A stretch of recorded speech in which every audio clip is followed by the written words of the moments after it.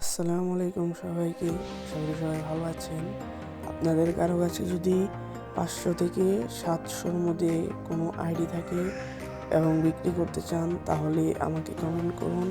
আমি 500 থেকে 700-র মধ্যে একটা আইডি কিনতে চাই এবং আপনারা যদি কেউ এই আইডিটি কিনতে চান তাহলে 2500 টাকায় পেয়ে যাবেন আইডিটি এবং আইডি কিনতে